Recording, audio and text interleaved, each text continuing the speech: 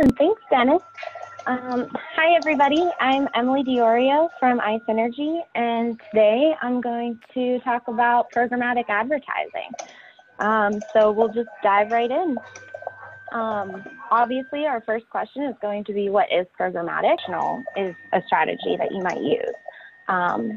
It's an automated buying and selling of online advertisements in real time to your targeted audience. You're getting in front of the right people at the right time, in the right place, at the right cost. Programmatic advertising is usually more affordable than traditional methods. And the great thing is you're targeting only the people you want. So you save some money with that method. So the way programmatic advertising is done, it's kind of like the stock exchange. So in real time, you're getting your business in front of consumers through a network of publishers. You're bidding for that space. It's done through targeted digital ads, such as display, social ads, in-app ads, pre-roll video, connected TV and radio. All of those are different channels you can use to target your audience. So what are different delivery methods? As I mentioned before, there's obviously several channels you can use, but the great thing about programmatic is that ads use a standard format for the creative assets across all of the publishers on the web. This allows for consistent delivery and ease of placement for your ads. Imagine how annoying it would be if you had to create different sizes of ads every single time you wanted to place an ad on a site.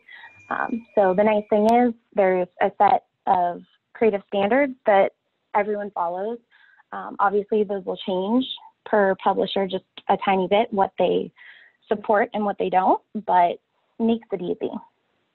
So on your screen right now, you should see a list of different delivery methods. I'm going to dive a little bit deeper and, let me know if you have any questions along the way. So usually when people hear the word digital ad, they're thinking of display ads, banners. That's really just one of a bunch of available channels for digital advertising. This is an example of a digital ad.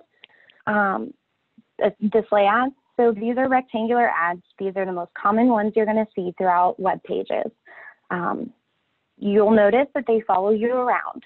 So when you're viewing, if you're looking for a certain product and you're viewing, your favorite news site, you're probably going to recognize the brands that are on these ads, which we'll talk about a little bit later. Native ads. These are another common type of ad for programmatic. These are ads that include an image and copy. So the way they're designed, they're made to look native to the page's content that they're placed on. So if you're on Yahoo, you'll notice that you'll see these little ads. They're indicated, obviously, by either like here where it says ad, sponsored, promoted content, those kinds of things. But to the average user, as they're scrolling through those stories, it's going to look just like another blog or another news article on the site. These are meant to blend in. Social ads are another type of ad. Obviously, everyone's familiar with these. So these are the ads you see every single day while scrolling through your Facebook feed or searching for recipes on Pinterest, going through Instagram.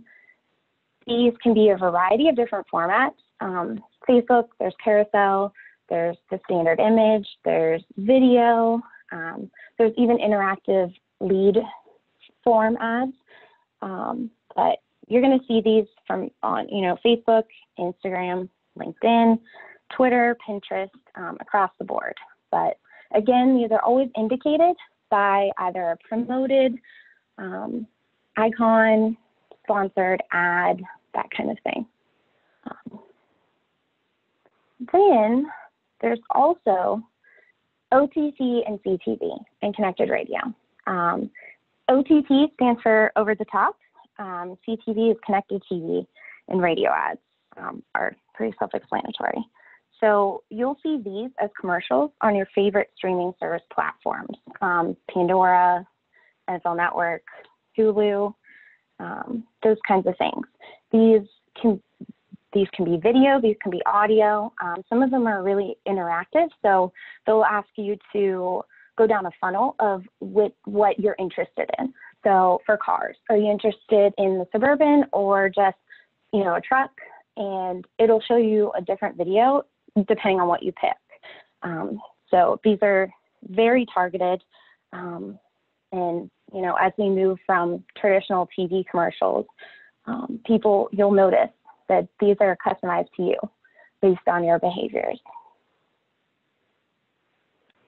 In addition to all of the examples that I've shown, there's also pre-roll, post-roll video, in-stream video, and email as a channel to target your audience through programmatic advertising.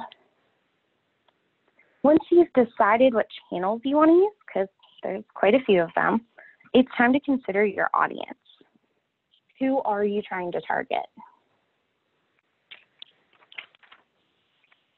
So there's a couple different ways you can target your audience and gather that perfect list of clients or consumers. I've lumped them in two main categories, and I'll go a little bit deeper into each little, type. But one of the main categories is geotargeting. So this includes geofencing, which everyone's probably pretty familiar with geofencing now. But this is if you want to geofence a particular area. Say you have car dealerships and you want to geofence all the car dealerships in your area so that you can show ads to the people visiting those car dealerships. This can be for a very long extended period of time. It could really be forever if you want, because obviously there's new people coming and going all the time in those places. Event fencing is very similar to geofencing, but this is when you're trying to capture your audience within a specified area for a very short amount of time. So for example, trade shows, conferences, concert attendees for a particular show. Say you want to target rock concert goers. So you might target an AC/DC concert, around your area. So this is a shorter fence, so to speak. Another geo-targeting method is addressable. So this is when you pick a particular area or even a physical address. You can have a list of particular addresses, or you can just do like a city, a zip code, multiple states, that kind of thing. It's just more general. So there's also retargeting, and this is where everything goes a little bit more detailed. This is the fun stuff. It's also what, for consumers is a little bit scary because this is... Emily? Yeah. This is Dennis. Can you hear me? So this is an area that I'm super excited about and have been for quite some time. And obviously it's a fantastic example because this coming Saturday, there's obviously a Y Live concert where there's 17,000 people that will be at the stadium at Youngstown State University. And if it's obviously a certain demographic, you want to get to there. But I guess my question is this, that obviously from a Facebook perspective, I could drop a pin in a very close radius and I can kind of geofence that way. On Google AdWords, I can grab a pin into a city and put like a mile radius or a kilometer around that, but that's not necessarily geofencing in this technical sense. Do you have to utilize a third-party software in geofencing, or what is the kind of the secret sauce that comes from, how do you geofence? How do you draw a square around something or a circle and target everything in it? Yeah, so that's a great question. As you mentioned, through Facebook and Google Ads, you can sort of do this, And really that is what you're doing. It's just you're delivering ads in a different method. So geofencing or event fencing in this instance, you can utilize like various platforms to do that. But again, it's extremely similar to how you would do it on Facebook or on search. You draw that fence, you give exact, you could do a radius, you could do, latitude and longitude. I mean, it just depends on the platform. But it's really just whatever is going to work best for your brand and your needs. But yeah, gotcha. It's just like that. So it's a third party software that you would leverage to geofence then. Yes. Yep. Okay. Yep. Sounds good. Thank you. I'll keep it going. If you have any questions for Emily, please register them in the Q&A. We also have polling questions that are going on. So please go ahead and participate in those. Emily, we'll go back to you. Thanks. Awesome. Thank you. Okay. So retargeting, let's just start with keyword contextual. This is sort of like the poor man's search, right? It's not happening instantly like Google Ads would, but you're retargeting consumers based on the keywords that they're searching. It's not limited to Google or strictly search engines in general. If people are searching on sites like Amazon, WebMD, those kind of things that have their own search feature, that's included too. So you're going to get people searching no matter where they're searching. These keywords, if you're trying to target somebody looking for a particular product, say organic pineapples, obviously you're going to want to target them as many ways as you can. So while search is an awesome option for some people, it's not for everyone. It is expensive oftentimes. And so keyword contextual retargeting allows you to still get in front of them relatively in a timely manner. It's just not at that exact instant. You're following them around after they've searched. It could be 5 minutes after they searched, but it is after. So that's a really good option for, if you want to target people with particular keywords. So very similar to this is category contextual retargeting. Every website is categorized according to the vertical it relates to across the internet. So for example, let's say I wanted to target people interested in healthy foods. I might use the category of health foods so that I'm only showing up on sites, like to people that have viewed sites within that category. I'd show up on a website for organic pineapples. I would show up on a website for clean eating or, a gluten-free diet. So it's a very particular set of websites that people would have to visit and be browsing in order to see my ads, follow them around.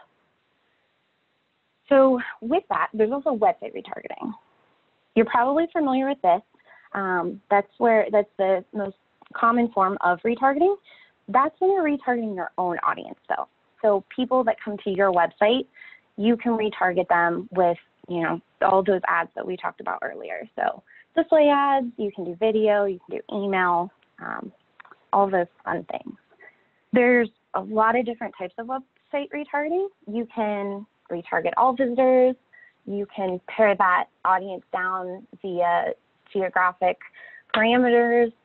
You can do it based on how many or what pages they view on your website. Also, if you're an e-commerce website, you can retarget them by what they put in their cart and if they leave.